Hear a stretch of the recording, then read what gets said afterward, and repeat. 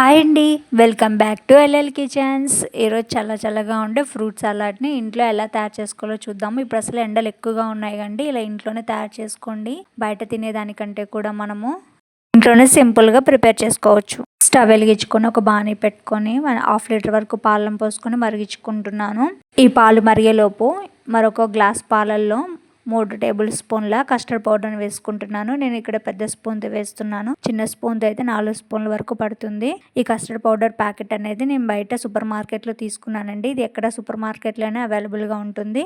ఉండలు లేకుండా బాగా కలుపుకోవాలి. ఇక్కడ నేను పచ్చి పాలల్లోనే కలుపుకున్నాను. ఈ పౌడర్ అనేది ఇలా స్మూత్గా కలుపుకోండి, వీడియోలో చూపిస్తున్న విధంగా. కొంతమంది గ్లాస్లో పోసుకొని తాగడానికి ఇష్టపడతారండి ఫ్రూట్ సలాడ్ అనేది. అప్పుడు 3 స్పూన్ల పౌడర్ వేసుకోండి.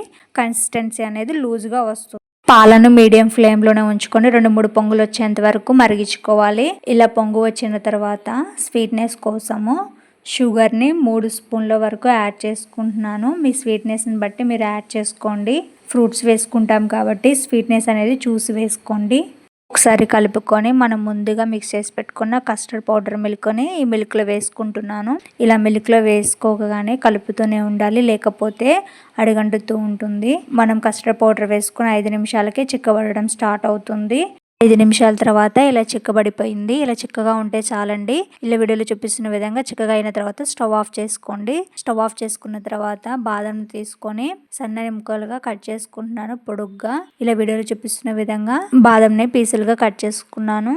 ఈ కస్టర్డ్ మిల్క్లో స్పూన్ యాలకుల పొడి మనం ముందుగా కట్ చేసి పెట్టుకున్న బాదం ముక్కలను వేసుకుంటున్నాను. ఒకసారి బాగా కలుపుకొని పూర్తిగా చల్లారిన తర్వాత ఫ్రిడ్జ్లో పెట్టుకున్నాను. నేను ఇక్కడ ఓవర్ నైట్ ఫ్రిడ్జ్లో పెట్టుకున్నాను. తినే ముందు ఫ్రిడ్జ్లోంచి తీసుకొని ఒకసారి బాగా కలుపుకుంటున్నాను. చూసారు ఎంత చిక్కగా ఉందో. ఇలా చిక్కగా ఉంటేనే కస్టర్డ్ అనేది బాగుంటుంది. దీంట్లోకి చిన్నగా కట్ చేసి పెట్టుకున్న కర్బూజా ముక్కలు, ద్రాక్ష ముక్కలు, వీడియోలో చూపించిన చిన్నగా అయినా లేదా పొడవుగా అయినా కట్ చేసుకోండి. పుచ్చకాయలను కూడా చిన్న ముక్కలుగా కట్ చేసి వేసుకున్నాను. తర్వాత బనానాని రౌండ్ ముక్కలుగా కట్ చేసుకొని వేసుకుంటున్నాను. ఇలా వేసుకున్న తర్వాత అన్నిటిని ఒకసారి బాగా కలుపుకోవాలి. అంతే అండి, ఎమ్మీగా ఉండే ఫ్రూట్ సలాడ్ అనేది రెడీ అయిపోయింది. పిల్లలు కూడా ఇష్టంగా తింటారు. మీరు ఒకసారి ట్రై చేయండి. ఈ వీడియో కనుక మీకు నచ్చినట్టయితే like and share and subscribe to my channel.